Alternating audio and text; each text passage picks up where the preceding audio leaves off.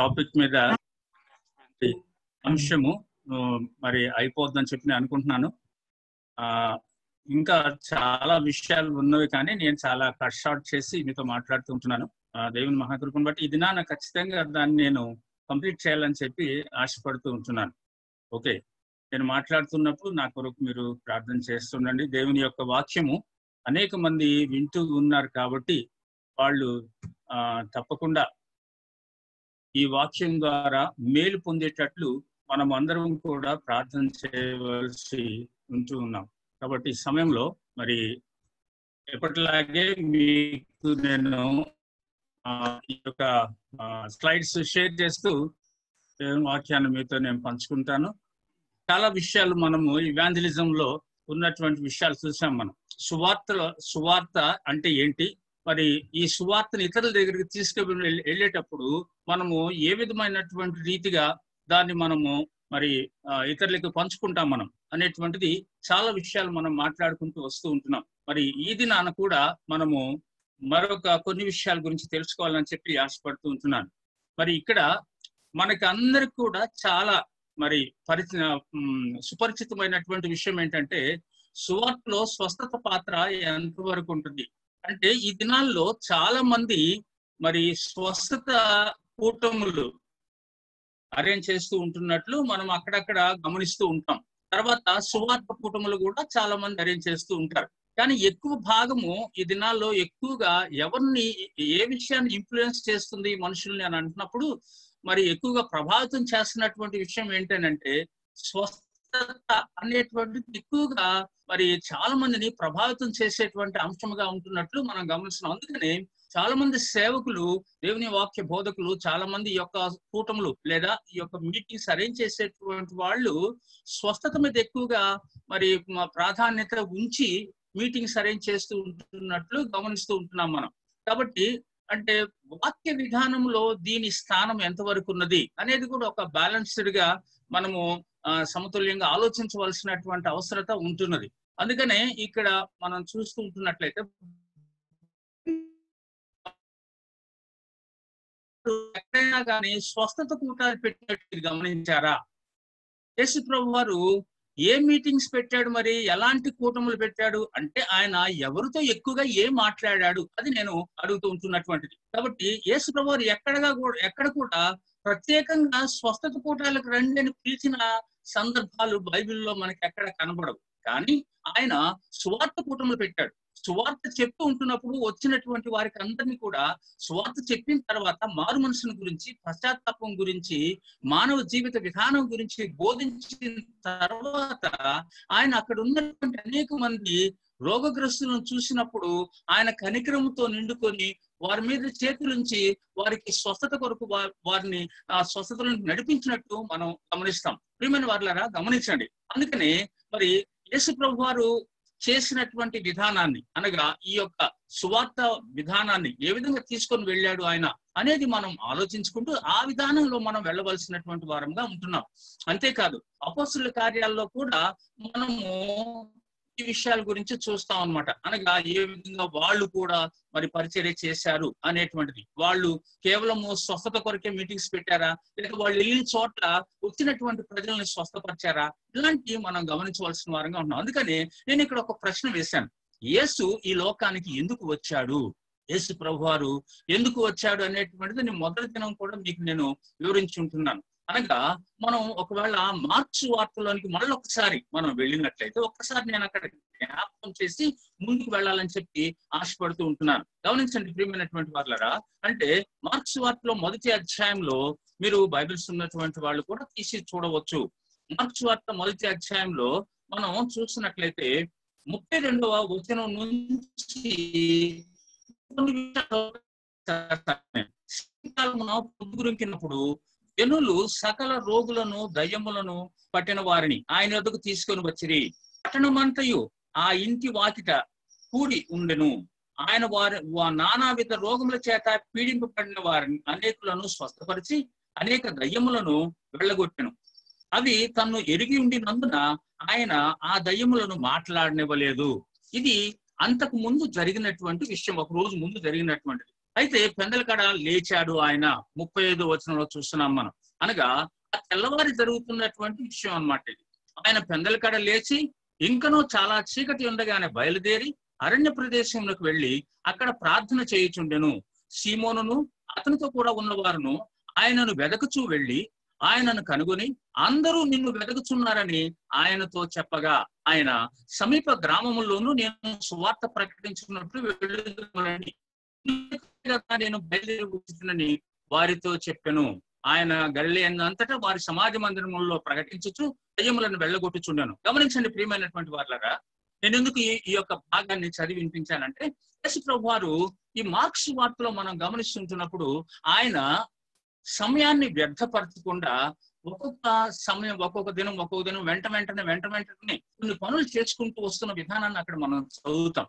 అయితే ఆ ఒక దినము సాయంకాల సమయంలో ప్రొద్దుగునికినప్పుడు చాలా మంది ఆ ఇంటికి వచ్చారు.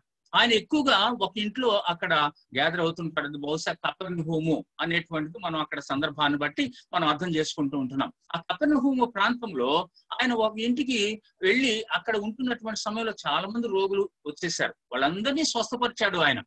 బహుశా అది లేట్ నైట్ కూడా అయి ఉండొచ్చేమో అనేది నా ఊహ అన్నమాట.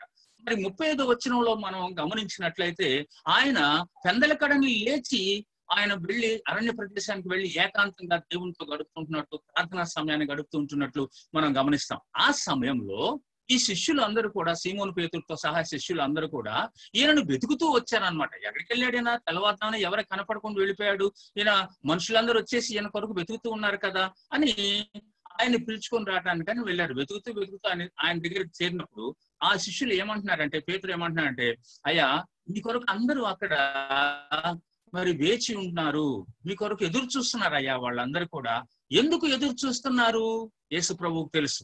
అందుకని యేసు ప్రభువు నోట నుండి వచ్చినటువంటి మాట ఏంటంటే 38వ వచనంలో, అయ్యా సమీప గ్రామములకు వెళ్ళి సువార్తను ప్రకటించుదాము రండి, ఇందు నిమిత్తమే నేను వచ్చాను ఇక్కడికి అనేది ఆయన ఖచ్చితంగా చెప్పినట్టు మనం చూస్తాం. ఆ తర్వాత మనం గమనించినట్లయితే యేసు ప్రభు వారు ఆ గలిలయ ప్రాంతం అంతటా కూడా సువార్తను ప్రకటిస్తూ రోగులను స్వస్థపరిచినట్లు మనం గమనిస్తాం.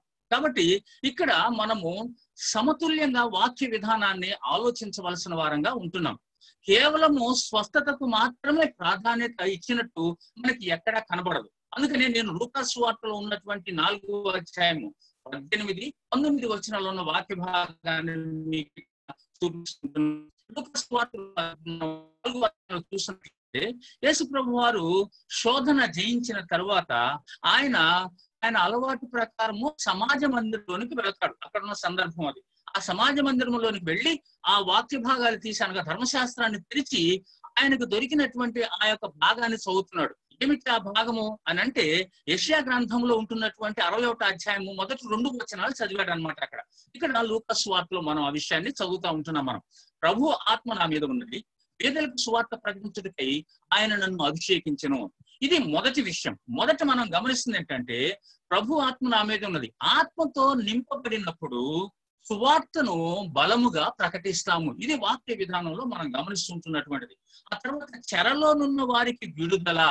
ఏ చెరలో ఉంటున్నటువంటి వారు? పాపం అనేటువంటి చెరలో ఉంటున్నటువంటి వారికి ఈ సువార్త ద్వారా విడుదల కలగవలసి ఉంటున్నది. తర్వాత గుడ్డి వారికి చూపును కలుగునని ప్రకటించుటకును, నలిగిన వారిని విడిపించుటకును. ఇక్కడ గుడ్డివారు అని అంటంతోనే ఫిజికల్ గా అనుకోవచ్చు, అదే సమయంలో స్పిరిచువల్ గా కూడా అనుకోవచ్చు. అనగా ఆత్మీయ గుడ్డితనంలో ఉంటున్నటువంటి వారు, అనగా వాక్యము వింటూ కూడా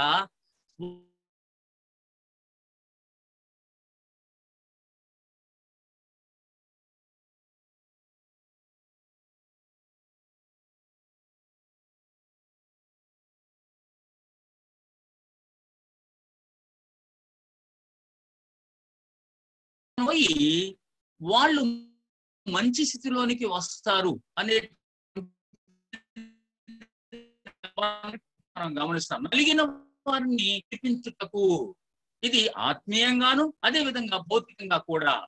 కాబట్టి గమనిస్తున్నటువంటి వాక్యంలో ప్రభు ఆత్మ నా మీద ఉన్నది అనగా ఆత్మతో నింపబడినాడు యేసయ్య. ఎందుకు? బీదలకు సువార్త ప్రకటించుటకు. అభిషేకించటము అనంటే ఈ దినాల్లో చాలా మంది ఈ పదాన్ని చాలా ఊత పదంగా వాడుతూ ఉంటున్నట్లు మనం గమనిస్తూ ఉంటున్నాం. గమనించండి ప్రియమైనటువంటి వాళ్ళరా, వీధులకు సువార్త ప్రకటించడానికి అభిషేకించబడటం అని అంటే దేవుని ఆత్మతో నింపబడటము అనేటువంటిది మనం ఇక్కడ గమనిస్తూ ఉంటున్నాం. దేవుని ఆత్మతో నింపబడినప్పుడు ఏం జరుగుతుంది? బీదలకు సువార్త ప్రకటించడం అంటే కేవలం మరి ధనవంతులు కాదా అంటే, ఇక్కడ బీదలు అంటే అర్థం ఏంటంటే వాక్యం కొరకు తపన కలిగి ఉంటున్నటువంటి వారు, వాక్యం వినాలని ఆశ కలిగినటువంటి వారు. అంతేకాదు సమాజంలో ఇతరుల ద్వారా త్రొక్కివేయబడుతున్నటువంటి వారు. అలాంటి వారికి సువార్త ప్రకటించబడాలి. వాళ్ళు తెలుసుకుంటారు, సత్యాన్ని గ్రహిస్తారు, వాళ్ళు నిజదేవుణ్ణి ఆశ్రయిస్తారు, వాళ్ళు ఆయన దగ్గర వాళ్ళు శాంతి సమాధానాలు పొందుతారు. ఇది ప్రభు యొక్క ఉద్దేశంగా ఉన్నట్టు మనం గమనిస్తూ ఉంటాం. గమనించిన ప్రియమైనటువంటి వాళ్ళ, ఇక్కడ చెరలో ఉన్న వారికి విడుదల, గురుడు వారికి చూపు కలుగునని ప్రకటించుటకు, నలిగిన వారిని విడిపించుటకు, ప్రభువు హితవత్సరము ప్రకటించుటకును ఆయన నన్ను పంపి ఉన్నాడు. ఎందుకొరకు అంటే ప్రకటించటానికి, ప్రభు హితవత్సరము ప్రకటించడానికి, ఆయన చెప్పినటువంటి ఆ మార్గాన్ని ఇతరులకి ప్రకటించటానికి యేసు ప్రభు వారి లోకంలోనికి వచ్చాడు అనేటువంటి చూస్తున్నాం. యేసు ఎందుకు ఈ లోకంలోనికి వచ్చాడు మళ్ళా మనం చదువుతాం. ఏది నశించిన దాన్ని వెనక్కి రక్షించుటకు మనుష్య కుమారుడు ఈ లోకంలోనికి వచ్చెను అనేటువంటిది. అంతేకాదు తిమోతికి రాసినటువంటి పత్రికలో కూడా మనం చదువుతాం. అక్కడ మనం గమనిస్తుంటున్నట్లయితే మీరు దయచేసి చూడండి, తిమోతికి రాసినటువంటి పత్రికలో మొదటి పత్రికలో 1వ అధ్యాయం 15వ వచనంలో అంటాడు, ఏమంటాడు? పాపులను రక్షించుటకు యేసు ఈ లోకమునకు వచ్చిన వాక్యము నమ్మదగినది, పూర్ణాంగీకారమునకు యోగ్యమైనదినై ఉన్నది. పాపులను రక్షించుటకు యేసుక్రీస్తు ఈ లోకంలోనికి వచ్చాడు. ప్రియమైనటువంటి వాళ్ళరా, కాబట్టి ఎందుకు యేసుక్రీస్తు ఈ లోకానికి వచ్చాడంటే మొట్టమొదటిగా పాపమును కూర్చున్నటువంటి అవగాహన ప్రజల్లోనికి తీసుకొని రావాలి, వాళ్ళ పాప పశ్చాత్తాపంలోనికి నడిపించబడాలి అనేటువంటి. ఇంకో విషయం ఇక్కడ మనం చూసినప్పుడు ఇదే మార్క్స్ వార్తలో మనము 2వ అధ్యాయంలోనికి వచ్చేసరికల్లా అక్కడ పక్షవాయువు కలిగినటువంటి ఒక వ్యక్తిని యేసు ప్రభు దగ్గరికి తీసుకొని వస్తారు. ఆ కపెర్నహూములో 2వ దినాన ఉంటున్నటువంటి సమయంలో అన్నమాట. కాబట్టి ఆ పక్షవాయువు కలిగిన వాడిని ఆయన దగ్గరికి తీసుకొని వచ్చినప్పుడు ప్రభు ఆయనతో మాట్లాడుతున్నప్పుడు ఏమంటాడంటే, మొట్టమొదట కుమారుడా నీ పాపములు క్షమించబడి ఉన్నవి అని అంటాడు. ఉన్నటువంటి వాళ్ళందరూ వారి యొక్క మనస్సులలో గొణుగుతూ సణుగుతూ ఉంటారు. ఏమనుకుంటానంటే, ఇతనికి పాపములు క్షమించే అధికారం ఎవరిచ్చారు, ఎక్కడిది అధికారం అని అనుకుంటుంటారు. అప్పుడు యేసు ప్రభు వారు అది తన యొక్క మనసులో తెలుసుకొని వాళ్ళు బయటికి అనకపోయినప్పుడు కూడా ఆయన హృదయాంతర్యాలని ఎరిగినటువంటి దేవుడు. కాబట్టి ఎదుటి వ్యక్తి ఏమి ఆలోచిస్తున్నాడో తప్పకుండా ప్రభు చెప్పగలడు అనమాట. అందుకని అక్కడ వాళ్ళ మనసులో ఉన్నటువంటి విషయాన్ని ఆయన గ్రహించి ఏమంటున్నాడంటే, మీరెందుకు ఇలాగా ఆలోచిస్తూ ఉంటున్నారు? ఈ భూమి మీద పాపాలు క్షమించడానికి మనిషి కుమారునికి అధికారం ఉన్నదని మీరు తెలుసుకోవాలని చెప్పి తనతో మాట్లాడినట్టు మనం గమనిస్తాం. అంతేకాదు ఆయన ఇంకొక ప్రశ్న కూడా వేస్తాడనమాట. అక్కడ ఏమంటాడు ఆయన అంటే, ఇదిగో పాపములు క్షమించబడినవని చెప్పుట సులభమా, నీ పరుపెత్తుకొని లేవమని చెప్పుట సులభమా అని అంటాడు. కాబట్టి గమనించండి ప్రియమైన వాళ్ళరా, మొట్టమొదటిగా మానవ జీవితంలో ఉన్నటువంటి ఆ పాపమును గురించిన అవగాహన మానవునికి రావాలి.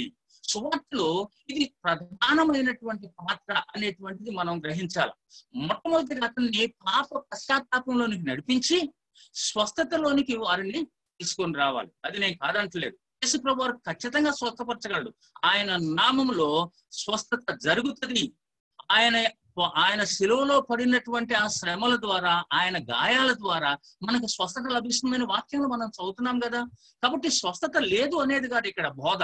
అంటే స్వస్థత ఉన్నది, అయితే ప్రాధాన్యత దేనికి ఉన్నది అనేటువంటిది మనం గ్రహించవలసి ఉంటున్నది.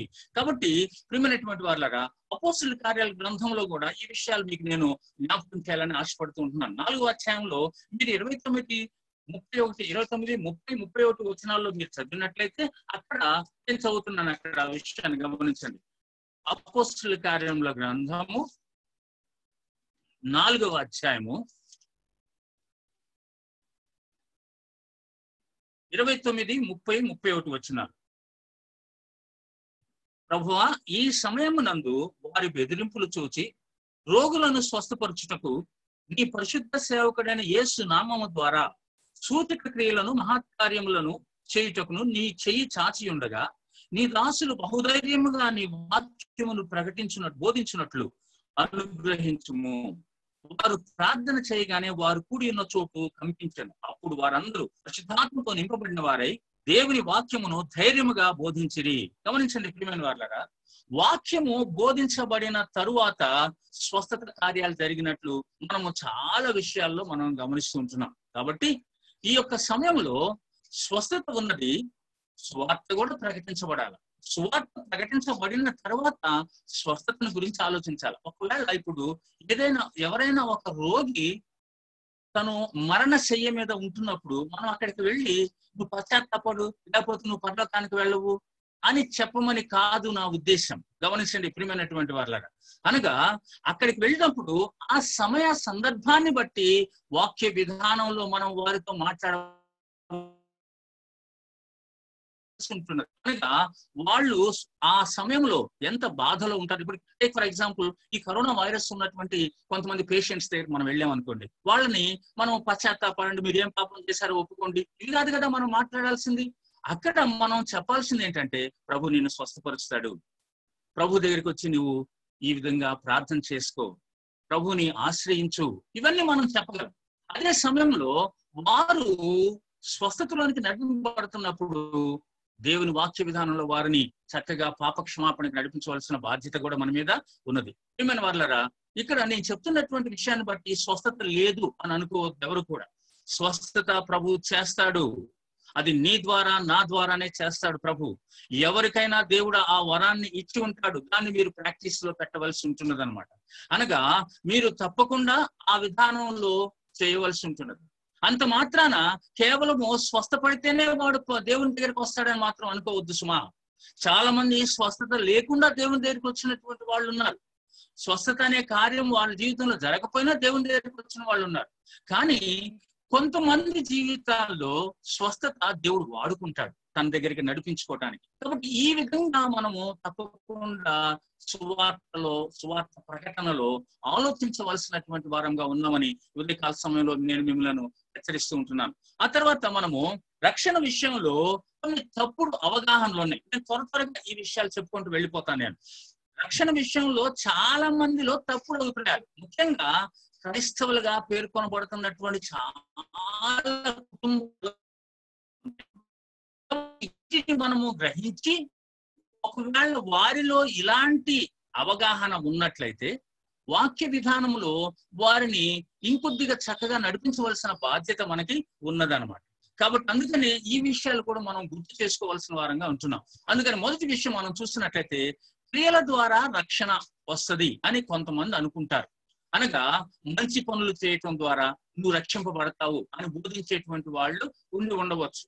యూదులలో కూడా ఇలాంటి అవగాహన ఉన్నది. ఎందుకనంటే ఒకానొక సమయంలో ఒక వ్యక్తి, యేసు ప్రభు వారు తను ఈ విధంగా దారిలో ఒక పట్టణంలో పోతున్నటువంటి సమయంలో ఆ దారిలో పోతుంటున్నప్పుడు ఆయన దగ్గరికి పరిగెత్తుకుంటూ వస్తాడు ఒక వ్యక్తి. వచ్చి, అయ్యా నేను నిత్య జీవమునకు వారసుడనకు ఏ మంచి కార్యం చేయాలో చెప్పండి నాకు అని అంటాడు. అనగా నేను ఇప్పటికే చాలా మంచి కార్యాలు చేస్తున్నాను, ఇంకేమైనా మంచి కార్యాలు ఉంటే చెప్పండి అని అంటాడు. గమనించండి ప్రియమైన వారలారా, మంచి పనుల ద్వారా మనం రక్షింపబడతాము అని అనుకోవటము దేవుని వాక్యానికి విరుద్ధమైనటువంటి విషయం. అందుకని నేను ఇక్కడ కొన్ని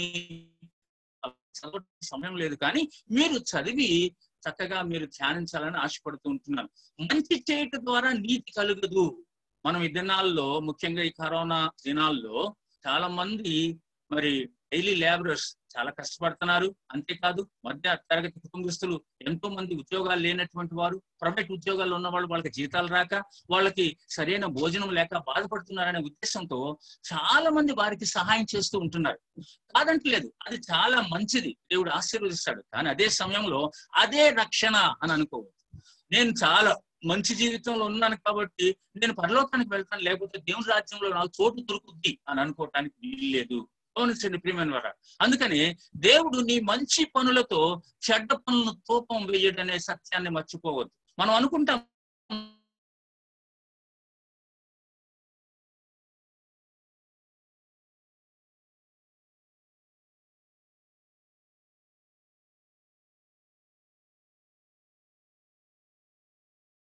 దేవుడు మంచి పనులతో చెడ్డ పనుల్ని తూకము వేయడు.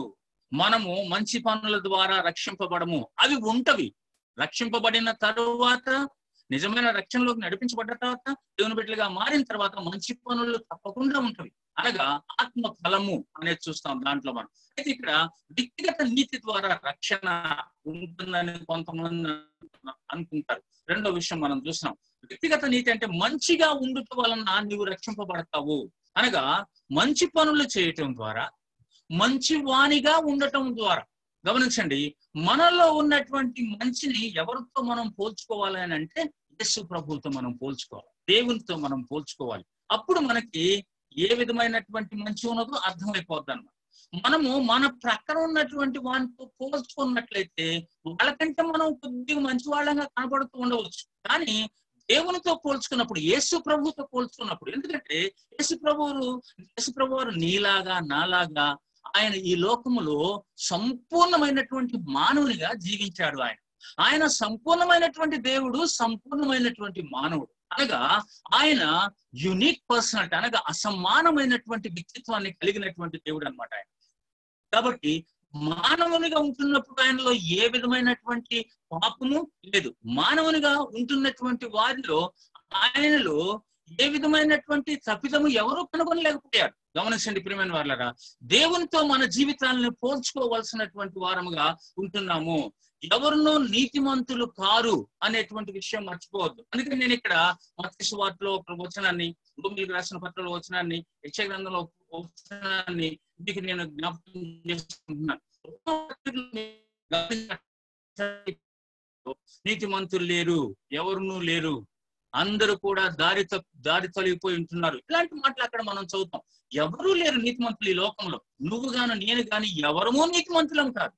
కానీ యేసు ప్రభు యొక్క రక్తము ద్వారా పరిశుద్ధులుగా ఉండటానికి మనం పిలువబడ్డాం. ఆయన రక్తంలో కడగబడినటువంటి వారముగా, ఆయన రక్తములో మనము కడగబడినటువంటి వారముగా పాపం ఒప్పుకొంట ద్వారా మన పాపములు ఆయన క్షమించి మనల్ని నీతిమంతులుగా, పవిత్రులుగా చేశాడు. అందుకనే దేవుని వాక్యంలో మనం చదువుతాం. యోహాను సువార్తలో చూడండి, యోహాను పత్రికలో చూడండి దయచేసి. మొదటి యోహాను పత్రికలో 1వ అధ్యాయంలో 9వ వచనం నేను చదువుతున్నాను. మొదటి యోహాను పత్రిక 1వ అధ్యాయం 9వ వచనం. మన పాపములను మనం ఒప్పుకొని ఎడల ఆయన నమ్మదగిన వాడను నీతిమంతుడును గనుక ఆయన మన పాపములను క్షమించి సమస్త దుర్నీతి నుండి మనలను పవిత్రులనుగా చేయును. గమనించండి ప్రియమైన వాళ్ళారా. కాబట్టి సమస్త దుర్నీతి నుండి మనలను పవిత్రులనుగా చేస్తాడు ఎప్పుడు మనం ఒప్పుకుంటే. కాబట్టి ఆ నీతి గురించి మనం ఇక్కడ చెప్పుకోవచ్చు. అంతేగాని మనం దేవునితో పోల్చుకున్నప్పుడు నీతిమంతులం కాదు, యేసు ప్రభుతో పోల్చుకున్నప్పుడు నీతిమంతులం కాదు. కానీ మనల్ని కూడా ఆయన వలె నీతిమంతునిగా చేయటం కొరకు యేసు ప్రభు వారు శిలువ మీద మరణించవలసి వచ్చిందనమాట.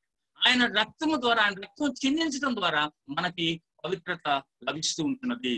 గమనించండి ప్రేమ, ఎందుకంటే మనము పొందవలసిన మరణాన్ని ఆయన పొందాడు మన తరపున. కాబట్టి ఆయన రక్షణ మనకు వచ్చిందని చెప్పి మనం చెప్పుకుంటూ ఉంటున్నాం. గమనించండి, 3వ విషయంలో ధర్మశాస్త్రాన్ని లేదా నీతి సూత్రాలను పాటించడం ద్వారా రక్షణ వస్తుందని కొంతమంది అనుకుంటూ ఉంటారు. నేను రక్షింపబడ్డానులే అని అనుకుంటారు. నీతిమంతునిగా న్యాయ చట్టం ద్వారా రక్షింపబడటం అంటే ధర్మశాస్త్రం. అనగా మనకి పాత నిబంధన గ్రంథంలో దేవుడు మోషే ద్వారా యూదులకు ధర్మశాస్త్రాన్ని ఇచ్చాడు. అనగా ఎలా జీవించాలి, ఎలా ఉండాలి, ఒకవేళ నువ్వు తప్పు చేస్తే ఏం చేయాలి, దేవుని సన్నిధికి వచ్చి ఎలాంటి బలి అర్పణ ఇవ్వాల్సి ఉంటున్నది, లేదా నీకు ఒకవేళ రోగం వస్తే ఆ రోగం పోతే ఎలాంటి అర్పణ నువ్వు చెల్లించవలసి ఉంటుంది. ఇవన్నీ కూడా రిచువల్స్ అంటాం, అనగా ఆచారాలు, అనగా ధర్మశాస్త్ర ప్రకారము మనము నెరవేర్చవలసినటువంటివి. అందుకనే పౌలు గారు కొన్ని విషయాలు చెప్తూ ఉంటాడు అనమాట. అయ్యా, నేను కూడా ఈ విధంగా చేసేటువంటి వాడిని, కానీ యేసు ప్రభువు నన్ను రక్షించాడు అన్నట్టు తన యొక్క విషయాల్లో మనం గమనిస్తాం. అందుకని ఇక్కడ కొన్ని రిఫరెన్సెస్ మీకు ఇచ్చాను, వాటిని మీరు తర్వాత చదవండి. దేవుడు లేకుండా నీతిగా మనం జీవించలేము. మన జీవితంలో యేసు ప్రభువు లేకుండా మనము నీతి క్రియలను మనము చేయలేము. మంచి పనులు చేస్తూ ఉన్నట్టు కనిపించవచ్చు. కొంతమంది మనుషులకు మనము చాలా మంచి వారంగా కనపడవచ్చు, కానీ ఈ జీవితంలో దేవుడు ఉన్నాడా? గమనించండి. ఇప్పుడు ప్రేమే దైవము అనే మాటలు వస్తూ ఉంటున్నవి, కానీ ప్రేమే దైవం కాదండి. దేవుడు ప్రేమయ్య ఉన్నాడు, అది మనం గ్రహించాల్సింది. ప్రేమే దైవం కాదు అంటే అన్ని ప్రేమలు కూడా దైవ సంబంధమైనటువంటి ప్రేమలు కాదు. కొన్ని ప్రేమలు మానవ సంబంధమైనవి, అనగా స్వార్థంతో కూడినటువంటి ప్రేమలు ఉన్నాయి. నాకు పేరు రావాలా, ప్రతిష్ట రావాలా అనే ఉద్దేశంతో నేను ఇతరులకు సహాయం చేసే బుద్ధి ఉన్నది నాలో కనికరము, కృప ఇలాంటి ఎందుకు వచ్చినాయంటే నాకు నేనుగా ఇతరుల ఎదుట నేను మంచివాడిని అని అనిపించుకోవటం కొరకు నాలో. కానీ దేవుడు నీలో ఉన్నప్పుడు అలాంటి బుద్ధి నీకు ఉండదు. నువ్వు ఎప్పుడు కూడా వర్తమాన భవిష్యత్ కాలాల్లో ఒకే విధమైన మనస్సు కలిగి ఉంటావు అన్నమాట. అనగా దేవుణ్ణి ప్రేమించేవాడవుగా, దేవుని ప్రేమను కలిగినటువంటి వాడవుగా, ప్రతిఫలాన్ని ఆశించినటువంటి ప్రేమ కలిగినటువంటి వాడవుగా ఉంటావు అన్నమాట. అందుకని దేవుని వాక్యంలో మనం చదువుతాం, యోహాను సువార్త 3:16 దేవుడు లోకమును ఎంతో ప్రేమించెను కాగా ఆయన తన అద్వితీయ కుమారునిగా పుట్టినవాని యందు విశ్వాసం ఉంచి ప్రతివాడును నశింపక నిత్యజీవం పొందినట్లు ఆయనను అనుగ్రహించను. ప్రేమించిన దేవుడు క్రియలలో ఆ ప్రేమను చూపించాడనమాట. ఎలాగా? మానవుడు నశించిపోయాడు కాబట్టి వాడిని రక్షించాలంటే నా ప్రియమైనటువంటి కుమారుడు మానవునిగా ఈ లోకంలోనికి వెళ్ళాలి అని ఆయన ఆశించాడనమాట. కాబట్టి అది ప్రేమ క్రియలలో చూపించటము. కాబట్టి ప్రియమైనటువంటి వాళ్ళారా, ధర్మశాస్త్ర సంబంధమైనటువంటి క్రియలు లేదా నీతి సూత్రాలు పాటించడం ద్వారా రక్షణ ఉండదు. అంతేకాదు వంశ పారంపర్యముగా లేదా సాంప్రదాయక ద్వారా రక్షణ వస్తుందని కొంతమంది అనుకుంటున్నారు. అనగా మా నాయన క్రైస్తవుడు, మా తాత క్రైస్తవుడు, మా ముత్తాత క్రైస్తవుడు, కాబట్టి నేనింకా క్రైస్తవుని కాకపోవటం ఏంటి, వాళ్ళందరూ క్రైస్తవులు కాబట్టి నేను కూడా క్రైస్తవునే అని అంటున్నారు. గమనించండి ప్రియమైన వాళ్ళారా, క్రైస్తవ కుటుంబంలో పుట్టినంత మాత్రాన నువ్వు క్రైస్తవుడు కావు. గమనించండి, ఈ సత్యాన్ని మీరు తెలుసుకోవాలని చెప్పి ఆశపడుతూ ఉంటున్నాను. మీరు ఒకవేళ మీ తాత ముత్తాతలు క్రైస్తవులు అయి ఉండొచ్చు, కానీ నీవు మారు మనసు పొందకుండా, పాపక్షమాపణ పొందకుండా, యేసు ప్రభువుని నీ సొంత రక్షకునిగా నువ్వు అంగీకరించకుండా నువ్వు క్రైస్తవుడు కాదు. పుట్టుక క్రైస్తవులు బైబిల్లో లేండి. పుట్టుక క్రైస్తవులు క్రొత్త నిబంధన గ్రంథంలో క్రైస్తవులు అని పిలువబడుతున్నటువంటి వారు ఎవరూ లేరు. అందరూ కూడా ప్రభు దగ్గరికి వచ్చి పశ్చాత్తాపడి మారు మనసు పొంది ఆయనను రక్షకునిగా అంగీకరించినటువంటి వారే క్రైస్తవులుగా పిలువబడ్డారు. అందుకనే మనం అపోస్తలుల కార్యాలు చదువుతాం. మొట్టమొదట అంతియోకయలో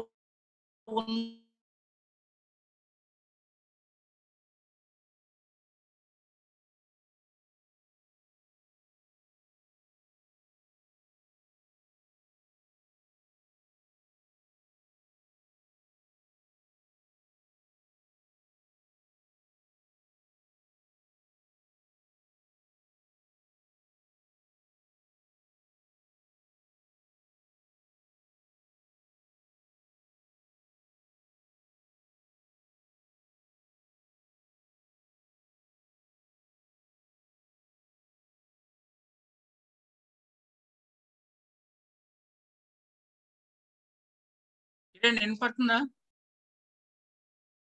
వినబడుతుంది అంకుల్, వినబడుతుంది. మధ్యలో కట్ అయినట్టుంది కదా? డిస్కనెక్ట్ అయింది అంకుల్, మళ్ళీ ఇప్పుడు కనెక్ట్ అయింది. అంటే కట్ అయినట్టుంది మధ్యలో. Okay okay, right right. నేను మళ్ళీ షేర్ చేస్తాను అది.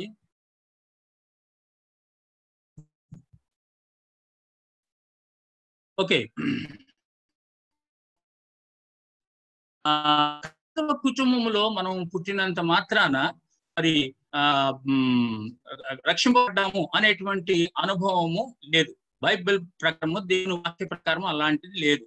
రక్షణ వ్యక్తిగతమైనది అనేటువంటిది మనం చూస్తూ ఒకవేళ అనుకుంటే దయచేసి నాకు ఫోన్ చేసి కూడా మీరు ఆ అనుమానాలను తీర్చుకోవచ్చు. మత సంబంధమైనటువంటి ఆచారాల ద్వారా రక్షణ ఉన్నదని కొంతమంది అనుకుంటుంటారు. అనగా ఇష్టమైన మతంలో చేరి వారి ఆచారాలను ఆచరించడం వలన రక్షింపబడతావు అని కొంతమంది బోధిస్తూ ఉంటారు. కాబట్టి అది ఆ విధమైనటువంటి రక్షణ కూడా బైబిల్ బోధించడం లేదు. మతాలు, ఆచారాలు మనం రక్షించవు. అనగా మనము మత ఆచారాల ప్రకారము ప్రతి ఆదివారం గుడికి వెళ్ళటము, ఉపవాస ప్రార్థనలకు వెళ్ళటము, తర్వాత పండగలకి పబ్బన్నాలకి మనం వెళ్ళి అక్కడ ఆ యొక్క ఆరాధనలో పాల్గొనటము, ఇలాంటివన్నీ ఉన్నాయి చూసారా, ఇవి మనల్ని రక్షించవు. అనగా పోవద్దంటారా? మరి ఆదివారం గుడికి వెళ్ళొద్దంటారా? చెప్పట్లేదు నేను, కేవలం అది నిన్ను రక్షించదు అని అంటున్నాను నేను. అనగా నీ మత ఆచారాలు రక్షించవు. చాలా మంది ఉపవాసాలు ఉండి ప్రార్థన చేస్తారు, మారు మనసు లేకుండా కూడా ఉపవాసాలు ప్రార్థన చేస్తారు. భక్తులు అలా ఉండి తర్వాత తెలుసుకుని పశ్చాత్తాపడిన సందర్భాలు అనేకమైనటువంటి భక్తుల జీవితాల్లో మనం చూస్తాం అన్నమాట. గమనించండి. కాబట్టి మత ఆచారాలు మనం రక్షించమని చూస్తున్నాం. తర్వాత మానవ సంస్కరణల ద్వారా రక్షణ వస్తుంది అని కొంతమంది అంటే అర్థం ఏంటంటే మన జీవితాన్ని సంస్కరించుకోవటం, అభిప్రాయాలు క్రియలలో కొన్ని మార్పులు చేసుకొని మంచిగా జీవించడం కొరకు తాపత్రయపడటం అన్నమాట. కానీ బైబిల్ ఏం చెప్తుందనంటే నూతన జన్మ ద్వారా మాత్రమే రక్షణ, అనగా నీవు తిరిగి జన్మించితేనే రక్షణ అనేటువంటి చూస్తాం. అందుకనే ఇక్కడ యోహాను సువార్త 1:12 చూసినట్లయితే నన్ను ఎందరు అంగీకరించిరో అనగా తన నామమందు విశ్వాసం ఉంచినటువంటి వారికి దేవుని పిల్లలు అగుటకు ఆయన అధికారం ఇచ్చాడు. దేవుని పిల్లలు అగటానికి ఎవరికి అధికారం ఇచ్చాడు? ఆయన నామమందు విశ్వాసం ఉంచినటువంటి వారికి. గమనించండి. యోహాను సువార్త 3:9 మీరు గమనించినట్లయితే అక్కడ కూడా కొన్ని విషయాలు మనం చూస్తాం అన్నమాట. ఇవన్నీ కూడా నేను వివరించడానికి సమయం లేదు కాబట్టి మీకు రెఫరెన్సెస్ ఇస్తుంటున్నాను. మీరు తర్వాత ఈ వాక్య భాగాలు ధ్యానించండి. ప్రభు మీతో మాట్లాడతాడు. మానవ సంస్కరణ ద్వారా రక్షణ ఉండదు అనేటువంటిది. తర్వాత మనం ఇక్కడ చూస్తుంటున్నాము ఉన్నత జ్ఞానం ద్వారా రక్షణ, అనగా చాలా మంది మంచి జ్ఞానవంతులు ఉన్నారు, కాదంటలేదు నేను. ఈ దినాల్లో యేసు ప్రభువు నమ్మినటువంటి వారిలో కూడా, క్రైస్తవులుగా పిలువబడుతున్నటువంటి వారిలో కూడా మంచి తత్వజ్ఞానం కూడా కలిగినటువంటి వారు అనేక మంది ఉన్నారు. చాలా గొప్ప జ్ఞానం ఉంది వాళ్ళకి.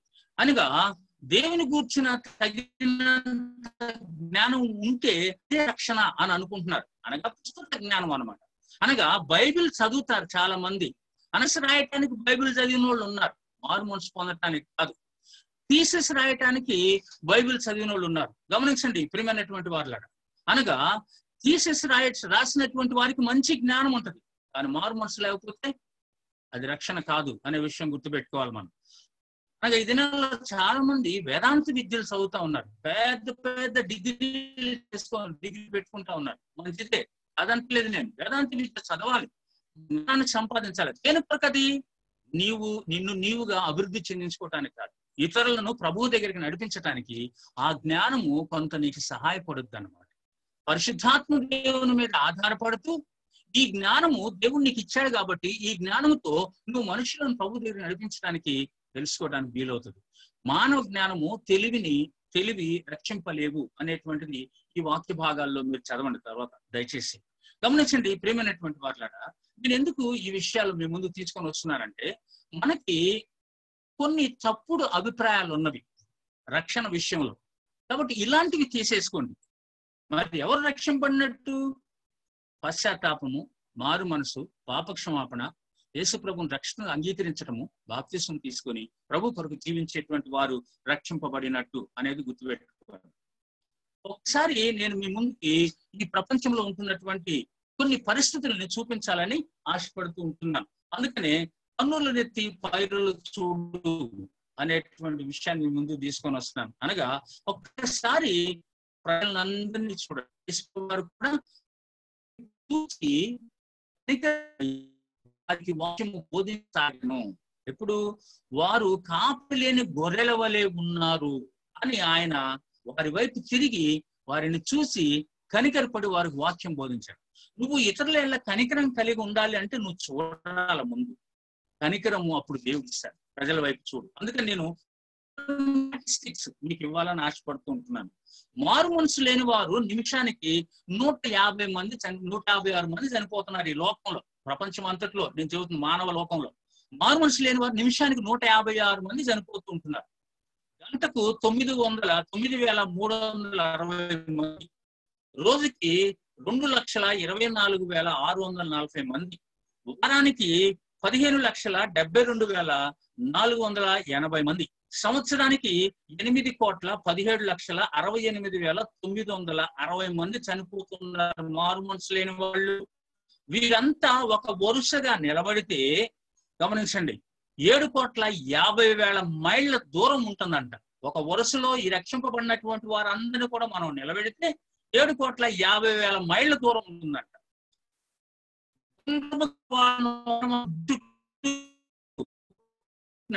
దాదాపు 30 సార్లు చుట్టూ వస్తారనమాట. అంత లైన్ ఉంటుంది అనమాట. రోజుకి 20 మైళ్ళ దూరం తిరుగుతుంది అనమాట.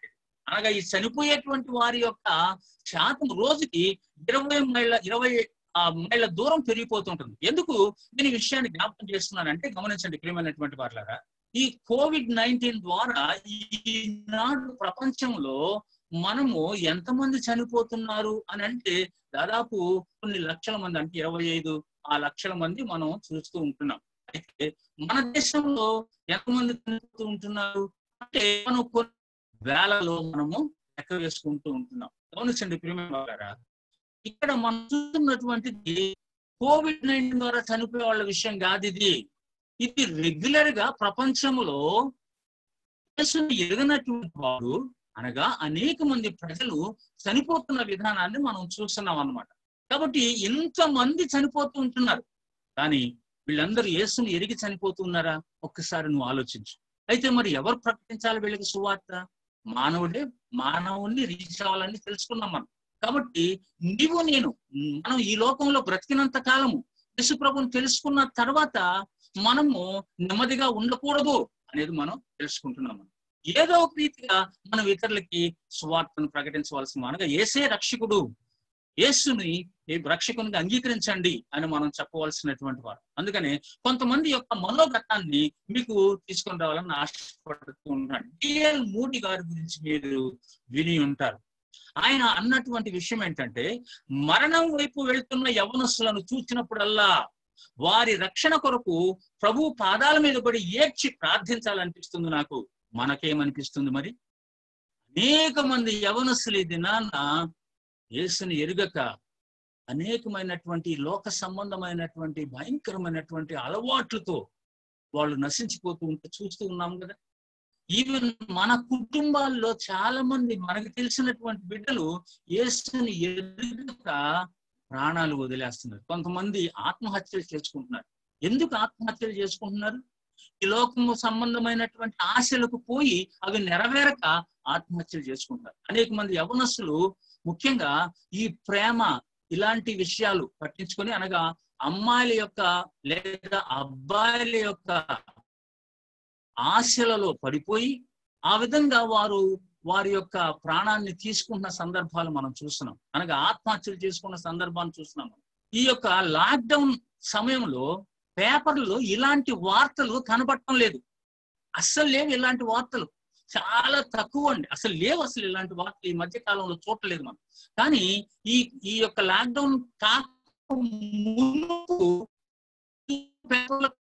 వార్తలు ఉంటాయి.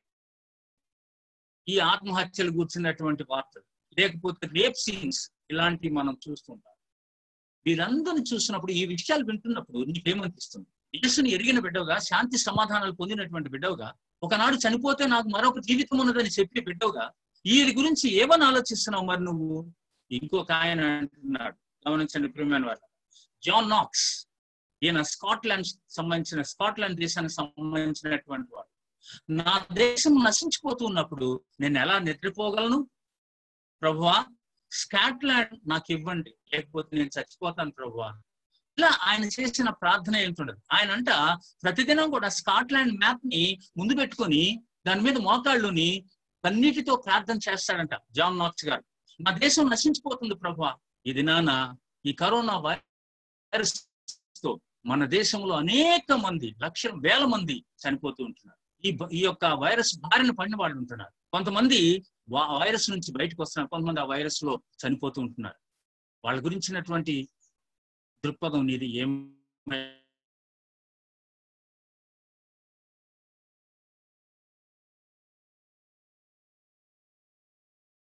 పనిచేసినటువంటి గొప్ప క్రైస్తవ వైతాళికుడు అన్నమాట ఈయన. ఓ ప్రభువా, నశించు ఆత్మలను నాకివ్వు, లేదా నా ఆత్మను తీసుకో అని అంటుంది. నశించు ఆత్మలను నాకివ్వు ప్రభువా, లేదా నా ఆత్మను తీసుకో. మనం ఈ విధంగా ప్రార్థన చేస్తున్నామా? గమనించండి ప్రియమైనటువంటి వారులారా, ఇలాంటి వ్యక్తుల గురించి మనం వింటున్నప్పుడు మనం కూడా ప్రభు కొరకు అలా వాడబడాలని ఆశపడదాం. ఆత్మలు రక్షింపబడనిదే నేను జీవించలేను ప్రభువా, ఆత్మలు నువ్వు ప్రభువా దేవా, లేదా నేను చచ్చిపోతాను ప్రభువా. ఇది జాన్ స్మిత్ అంటున్నటువంటి, ఆత్మలు రక్షింపబడనిదే నేను జీవించలేను ప్రభువా. ప్రతి దినము కూడా మన యొక్క ప్రార్థన ఈ విధంగా ఉండాలి. స్టాన్లీ టామ్ ఇలా వాళ్ళు తెలుసుకోలేం. అందుకని నేను కొద్దిగా ముందుకు వెళ్ళిపోతూ ఉంటున్నాను. మొదటి దశాబ్దపు క్రైస్తవులను ఇక్కడ మనం చూస్తుంటున్నాం. మొదటి దశాబ్దపు క్రైస్తవులను అనమాట. అనగా అపొస్తలుల కార్యాల గ్రంథంలో మనం 2వ అధ్యాయం నుంచి వాళ్ళు ఏ విధంగా సువార్తను ప్రకటించారు అనేటువంటిది మనం చదువుతూ వస్తూ ఉంటాం అన్నమాట. కష్టములున్నా లేదా నష్టాలున్నా సువార్త ఆగిపోనటువంటి పరిస్థితిని మనం చూస్తూ ఉంటున్నాం. కష్టాలున్నా నష్టాలున్నా కానీ సువార్తను మరి ఎక్కడ కూడా ఆపకుండా వాళ్ళు ప్రకటించిన విధానం మనం అపొస్తలుల కార్యాల గ్రంథంలో చూసినట్లయితే 8వ అధ్యాయం 1 నుంచి 4 వచ్చిన ఈ విషయాలు మనం చూస్తాం అన్నమాట. కాబట్టి వాళ్ళ హింస ఎప్పుడైతే మొదలైందో ఎక్కువగా సువార్త ప్రకటించబడింది. మనమేమో ఇక్కడ ఏదైనా సరే మన యొక్క సొంత కార్యాలను బట్టి మన యొక్క అజ్ఞానాన్ని బట్టి ఒక్కోసారి హింసను తెచ్చుకుంటాం మనం. కానీ దేవుని కొరకు ప్రత్యేకంగా మనము సువార్త ప్రకటించేటప్పుడు ఏ విధమైనటువంటి హింసలు వస్తున్నవి అనేటువంటిది గమనించి ఇంకా ఎక్కువగా దేవుడు వారిని వాడుకున్న విధానాన్ని కూడా మనం చూస్తాం అన్నమాట. గమనించండి. కాబట్టి మనము ఎప్పుడు కూడా ఎంత కష్టం ఉన్నా నష్టం ఉన్నా మన జీవితాల్లో సువార్త ఆగిపోకుండా చూడవలసినటువంటి బాధ్యత మనకు ఉన్నది అనేటువంటిది మనం గుర్తిస్తున్నాం. సంఘము దినదినానికి అభివృద్ధి చెందినట్టు కూడా చూస్తాం. ఎప్పుడు హింసలలో అన్నమాట. తెస్సలోనిక సంఘాన్ని గురించి మనం వింటున్నప్పుడు చాలా భయంకరమైనటువంటి పరిస్థితుల్లో హింసల్లో ఉపద్రవాల్లో ప్రభువుని వాళ్ళు అంగీకరించిన విధానాన్ని పౌలు జ్ఞాపకం చేస్తాడు. తెస్సలోనికీయులకు రాసిన పత్రిక మొదటి పత్రికలో అక్కడ మీరు చదివినట్లు మొదటి అధ్యాయం 2 నుంచి 8 వచనాల్లో వాళ్ళని ఆ సంఘాన్ని పౌలు ఎంకరేజ్ చేసిన విధానాన్ని చూస్తాం. తర్వాత 30 సంవత్సరాల్లో ప్రపంచం అంతటికి కూడా సువార్త ప్రకటించినట్లు చూస్తాం మనం. ప్రపంచం అంతటికి అంటే వాళ్ళు ఉన్నటువంటి సమయంలో ఉన్న ప్రపంచానికి అంతటికి కూడా వాళ్ళు సువార్తను తీసుకొని వెళ్ళారు. అదే నేను తోమా గురించి కూడా మీకు నేను జ్ఞాపకం చేశాను. మన భారతదేశానికి వచ్చి ఆయన 53వ సంవత్సరంలో క్రీస్తు శకము 53వ సంవత్సరంలోనే ఆయన భారతదేశానికి సువార్తను తీసుకొని వచ్చాడు. చాలా మంది ఏమంటారంటే ఇది ఇంగ్లీష్ వాళ్ళు తీసుకొని వచ్చినటువంటిది ఈ మతము, కాబట్టి మనం ఈ మతాన్ని ఇక్కడ ప్రకటించనీయకుండా చేయాలని చాలా మంది మరి తాపత్రయపడుతుంటున్నట్లు మనం గమనిస్తాం. ప్రియమైన వాళ్ళరా, ఇంగ్లీష్ వాళ్ళు అంటే వీళ్ళ ఉద్దేశంలో ఏంటంటే తెల్ల చర్మం ఎవడికి కనపడ్డా కానీ వాడు ఇంగ్లీష్ వాడే అని అనుకుంటారు, అమెరికా వాడే అని అనుకుంటారు. చాలా తెలివి తక్కువతనంగా ఆలోచించేటువంటి ప్రజలు మన భారతదేశంలో ఉన్నట్టు మనం గమనిస్తుంటున్నాం. గమనించండి ప్రియమైనటువంటి వాళ్ళరా, మనము ఈ విషయాన్ని గురించి ఆలోచిస్తూ ఉంటున్నప్పుడు ఎప్పుడో క్రీస్తు శకం 53వ సంవత్సరంలోనే మన భారతదేశానికి సువార్త అందింది. యేసు ప్రభువుని గురించి తీసుకొని వచ్చాడు తోమా గారు. అందుకనే మనం మద్రాసు పట్టణంలో చూస్తాం ఆయన చంపబడినటువంటి తోమా మౌంట్ థామస్ రోడ్ అని చూస్తాం అన్నమాట. Mount Thomas road. అయితే ఎందుకనంటే ఆయన్ని ఆ యొక్క కొండ మీద చంపేశారు. అందుకని ఆ థామస్ మౌంట్ రోడ్ అన్నారు. ఇప్పుడు దాన్ని ఏం చేశారనంటే మౌంట్ రోడ్ అని మార్చేశారు, థామస్ తీసేశారు. ఎందుకనంటే థామస్ అని ఉంటే క్రైస్తవుల యొక్క ప్రాబల్యం ఇక్కడ పెరిగిపోతుందనే ఉద్దేశంతో థామస్ తీసేసి ఇది మౌంట్ రోడ్ అని మార్చేశారు అనమాట. గమనించండి ప్రియమైన వాళ్ళారా. కాబట్టి ఎప్పుడో వచ్చేసింది భారతదేశానికి సువార్త. అమెరికా 13వ శతాబ్దంలో కనుగొనబడింది. కానీ మన భారతదేశము ఎప్పటి నుంచో ఉన్నా కానీ మనము గమనిస్తుంది ఏంటంటే వాళ్లే వచ్చి మన భారతదేశంలో సువార్త చెప్పారు అనుకోవటం తప్పదు. ఎప్పుడో వచ్చేసింది. యేసు ప్రభు శిష్యుడైనటువంటి తోమానే మన భారతదేశానికి వచ్చాడు. కాబట్టి అప్పటి పరిస్థితులు మనం ఇప్పటి పరిస్థితులతో పోల్చి మనం సువార్త విధానంలో కొన్ని మార్పులు చేసుకోవలసినటువంటి వారంగా ఉంటున్నాం అనమాట. అప్పుడు ప్రయాణ సౌకర్యాలు సరిగా లేవు, అప్పుడు సమాచార సౌకర్యాలు కూడా సరిగా లేవు, భౌగోళిక పరిస్థితులు సరిగా లేవు. అనగా మరి ఒక ప్రదేశానికి ఇంకో ప్రదేశానికి, ఒక జిల్లాకి ఇంకొక జిల్లాకి, ఒక రాష్ట్రానికి ఇంకో జిల్లాకి చాలా దూర ప్రయాణాలు ఉంటున్నవి. ఆర్థిక పరిస్థితులు కూడా అప్పటి దినాల్లో మనం పోల్చినప్పుడు ఇప్పటి దినాలు పోల్చుకున్నప్పుడు చాలా మెరుగైన పరిస్థితులు ఈ దినాల్లో ఉంటున్నవి. విద్యా వస్తువులు కూడా ఆ దినాల్లో లేవు, ఈ దినాల్లో ఎక్కువగా ఉంటున్నవి. విశ్వాసులు ఆ దినాల్లో ఎక్కువ లేరు, కానీ ఈ దినాల్లో ఎక్కువగా ఉంటున్నారు. గమనించండి ప్రియమైన వాళ్ళారా. కాబట్టి వీటన్నిటిని మనము బేరీజ్ వేసుకుంటూ సువార్తను ముందుకు తీసుకొని వెళ్ళవలసిన వారంగా ఉన్నాం. ఇక్కడ మీకు కొన్ని విషయాలు మీకు షేర్ చేస్తూ ఉంటున్నాను. మీరు తర్వాత మీ స్టడీస్ లో ఉపయోగపడుతున్న ఉద్దేశంతో నేను ఇక్కడ షేర్ చేస్తూ ఉంటున్నాను. న్యూ టెస్ట్మెంట్ లో సిటీస్ గురించి పేర్కొనబడినటువంటి సిటీస్ గురించి మనం ఆలోచించినట్లయితే అక్కడ కొన్ని అంటే ఒక ప్రదేశం ఇంకో ప్రదేశానికి ఎంతెంత దూరం ఉన్నది. యెరూషలేము నుండి ఈ క్రింద ఈ 15 ప్రాంతాలకి ఎంతెంత దూరం ఉన్నది అనేది చూడండి. కపెర్నహూము నుండి ఈ ప్రాంతాలకు ఎంతెంత దూరం ఉందనేది చూడండి. ఇవన్నీ కూడా యేసు ప్రభు వారు తిరిగి సువార్తను ప్రకటించినటువంటి ప్రదేశాలు అన్నమాట. అయితే ఆయన ఎలా తిరిగాడు మరి, ఎలా ప్రకటించాడు అనేది ఆయా మైళ్ళు ఎంతెంత దూరం వాళ్ళు ప్రయాణం చేశారు అనేటువంటిది మనం జ్ఞాపకం చేసుకొని, ఈ దినాల్లో మనకున్నటువంటి ప్రయాణ మాధ్యమాలను ఉపయోగించుకుంటూ మనం అనేక ప్రాంతాలకు వెళ్ళేటువంటి పరిస్థితి ఉన్నది కాబట్టి ఇంకా ఎక్కువగా సువార్తను ప్రకటించవలసిన వారంగా ఉంటున్నాము అనేది మనం జ్ఞాపకం చేసుకుంటున్నాను. బైబిల్ నందు వ్యక్తిగత సౌవార్తీకరణ చేసినటువంటి వారిని నేను మీకు జ్ఞాపకం చేస్తాను. మొట్టమొదటిగా యేసు ప్రభు వారు వ్యక్తిగత సౌవార్తీకరణ చేశాడు. అనగా ఒక వ్యక్తి ఇంకొక వ్యక్తితో మాట్లాడటం అన్నమాట. యేసు ప్రభు వారు ఒక వ్యక్తి ఇంకొక వ్యక్తితో మాట్లాడిన సందర్భాన్ని చూస్తాం మనం, ఒక్కడితోనే అని అనమాట. యోహాను సువార్తలో మొదటి అధ్యాయంలో మనం చూసాం, నిన్న కూడా మనం జ్ఞాపకం చేసుకున్నాం. అనగా అక్కడ పేతురు, యోహాను, ఏది ఆంద్రేయతోను, తర్వాత పేతురుతోను, ఫిలిప్పుతోను, ఇలా కొంతమందితో, తర్వాత నతానీయులతోను ప్రభువే స్వయంగా మాట్లాడిన విధానాన్ని అక్కడ మనం చూడవచ్చు. ఆ తర్వాత నికోదేముతో ప్రభు మాట్లాడాడు. ఇలా మనం గమనించినట్లయితే ప్రభు ఒంటరిగా కూర్చొని ఒంటరిగా ఒక్కొక్కరితో మాట్లాడిన సందర్భం, దీన్ని పర్సనల్ ఇవాంజలిజం అంటాం, అనగా వ్యక్తిగత సౌవార్తీకరణ అంటాం. ఇది చాలా ఉపయోగకరమైనటువంటి సౌవార్తీకరణ. సువార్తను ప్రకటించడంలో మనకి ఏ విధమైనటువంటి ఖర్చు లేనటువంటి సువార్త వ్యాపకం చేయటం విషయం ఏంటంటే వ్యక్తిగత సౌవార్తీకరణ అన్నమాట. మొదటిగా ఉన్నటువంటి క్రైస్తవులు కూడా ఆ పని చేశారు. అనగా మనం అపోస్తలుల కార్యాలు 8వ అధ్యాయంలో చూస్తే ఫిలిప్పు ఆ నపుంసకుడైనటువంటి ఇథియోపియన్ దగ్గరికి వెళ్ళి ఆయనతో మాట్లాడి ఆయన ప్రభు దగ్గర నడిపించి ఆయనకు బాప్తిసం కూడా ఇచ్చినట్టు మనం చూస్తాం. తర్వాత వ్యక్తిగత సౌవార్తీకరణ వల్ల మనకు ఉపయోగాలు ఏంటి అనేది మనం ఆలోచించినప్పుడు, డబ్బు ఖర్చు ఉండదు, మనకి ఎలాంటి ఖర్చు పెట్టాల్సిన పనే లేదు. మనం ఇంకొక వ్యక్తితో కూర్చొని మాట్లాడటం, ప్రణాళికలు వేయని అవసరం లేదు. దానికి ప్రత్యేకంగా కూర్చొని సంఘంలో ఉంటున్నటువంటి పెద్దలందరూ కూర్చొని వ్యక్తిగత సౌవార్తీకరణకి ఏం చేయాలని ప్రణాళికలు వేయాల్సిన అవసరం లేదు. కానీ సమయం దొరికిన కొద్దీ, వ్యక్తులు దొరికిన కొద్దీ వాళ్ళతో మనం మాట్లాడటం, ఆత్మల పట్ల వ్యక్తిగతమైనటువంటి శ్రద్ధ ఉండాలి మనకి. తర్వాత విశ్వాసులందరూ ఈ పని చేయొచ్చు, ఒక సేవకుడే కాదు ఈ పని చేసేది, విశ్వాసులందరూ చేయవచ్చు అనమాట. అందుకని మొట్టమొదటి మనం క్రైస్తవులందరూ కూడా సువార్తలే అనేటువంటి విషయాన్ని జ్ఞాపకం చేసుకున్నాం. ఎక్కడైనా ఎప్పుడైనా చేయొచ్చు మనం వ్యక్తిగత సౌవార్తీకరణ. దీనికి ప్రత్యేకమైనటువంటి సమయం అవసరం లేదు. ఎవరైనా బజార్లో మనకు కలిసినప్పుడు కొద్దిసేపు వాళ్ళతో మాట్లాడుతున్నప్పుడు క్రైస్తవ జీవిత విలువలను గురించి మనము సువార్తలకు నడిపించవచ్చు అనమాట. ఆ విధంగా మనం చేయవచ్చు.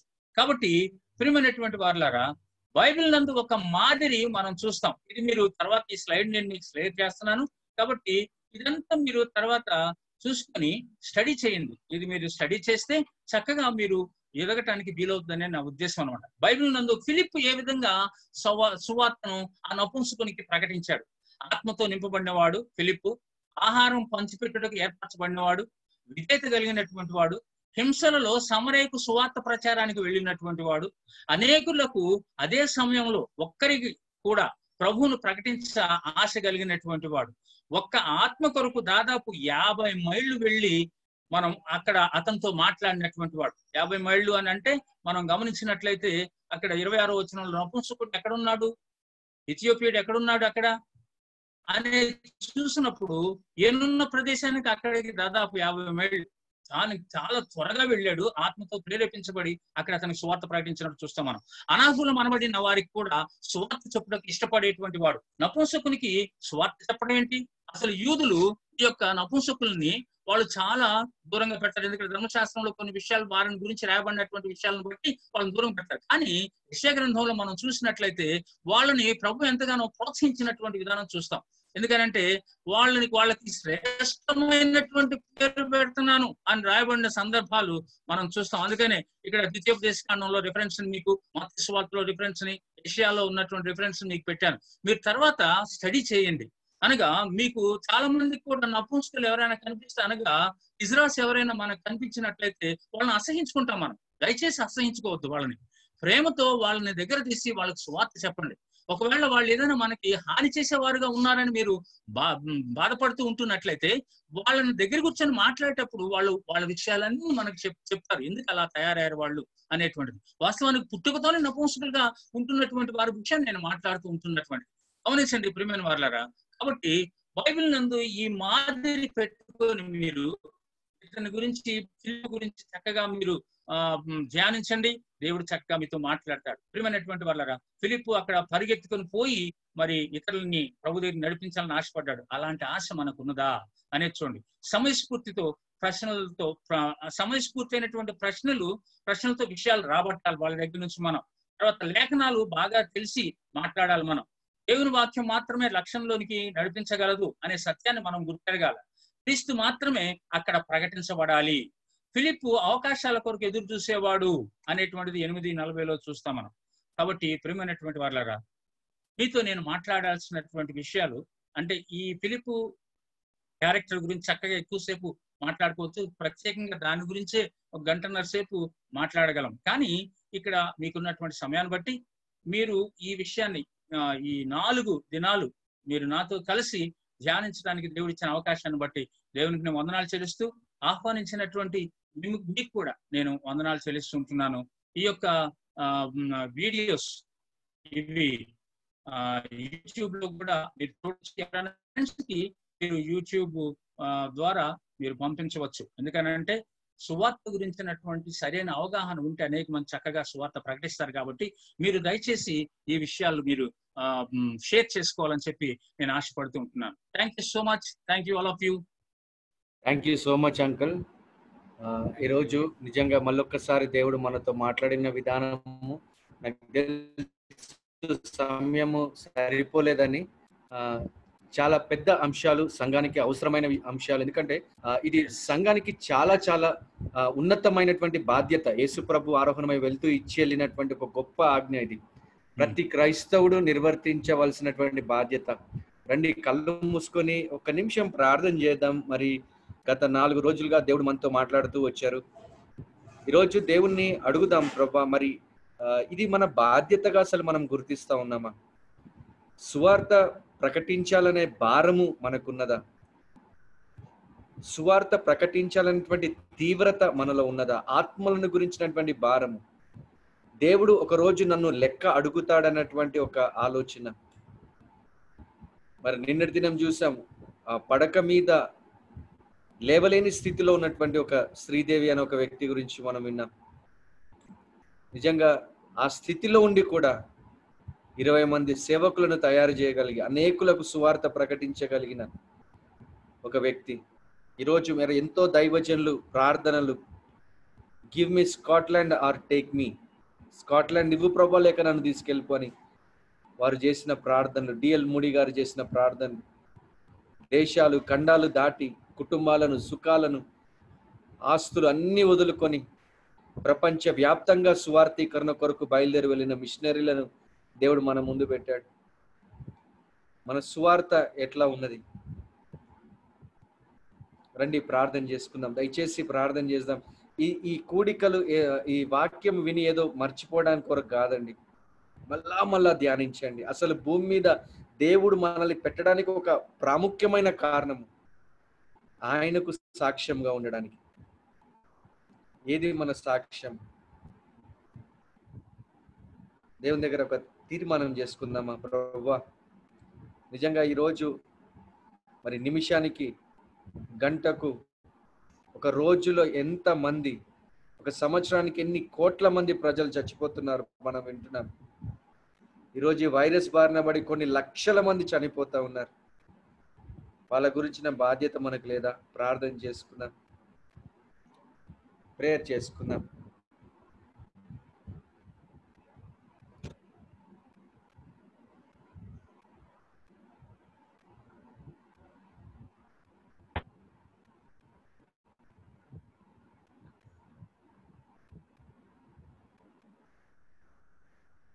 మన మధ్యలో సుధాకర్ అన్న చివరి ప్రార్థన చేయాలని మనం చేస్తా ఉన్నాం. సుధాకర్ అన్న.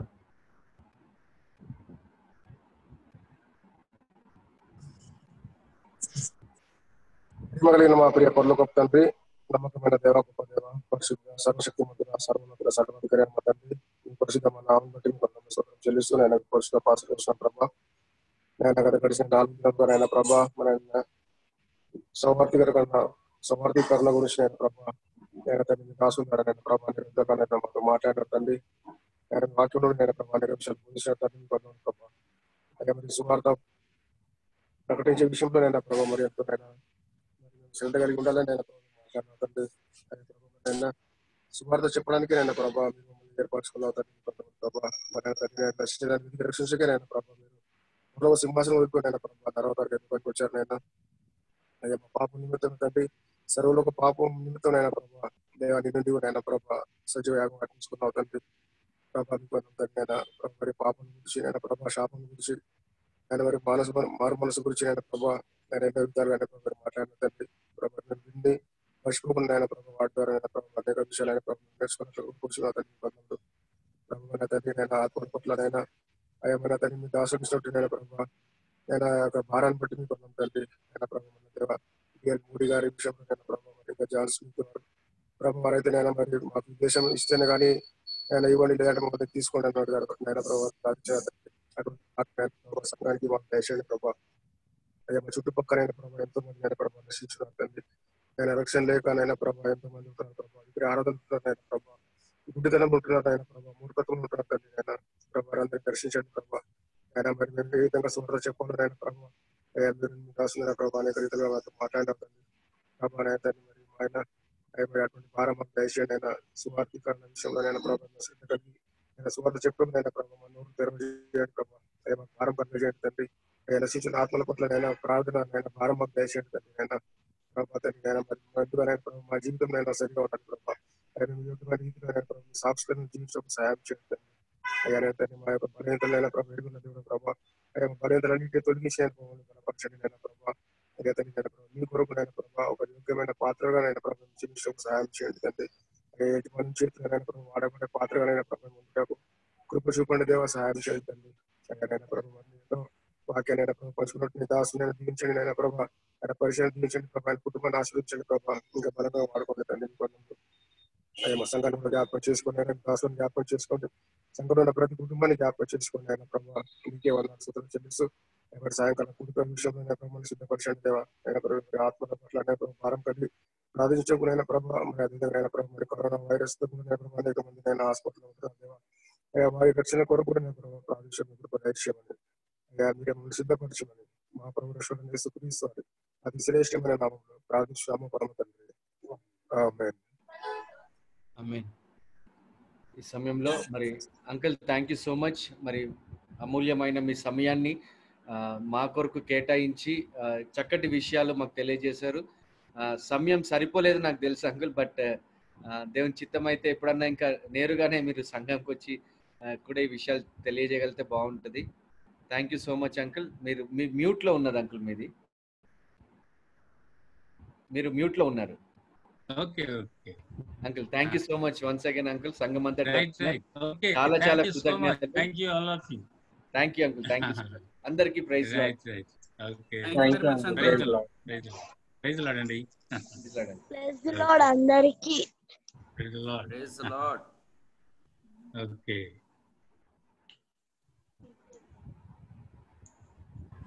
ప్రైజ్ లార్డ్ కాదరన్న, ప్రైజ్ లార్డ్ అన్న, శైలన్న, కిరణ్ ప్రైజ్ లార్డ్ అన్న, ఆనందన్న ప్రైజ్ లార్డ్ అన్న, అందరికీ ప్రైజ్ లార్డ్. ప్రైజ్ లార్డ్ అందరికీ ప్రైజ్ లార్డ్. సుధాకర్ అన్న ఫ్యామిలీ ప్రైజ్ లార్డ్. అందరికీ వందనాలు. Raju family praise lord. Praise lord. Praise lord అన్న. Glory Leena praise lord. Praise lord. Daya brother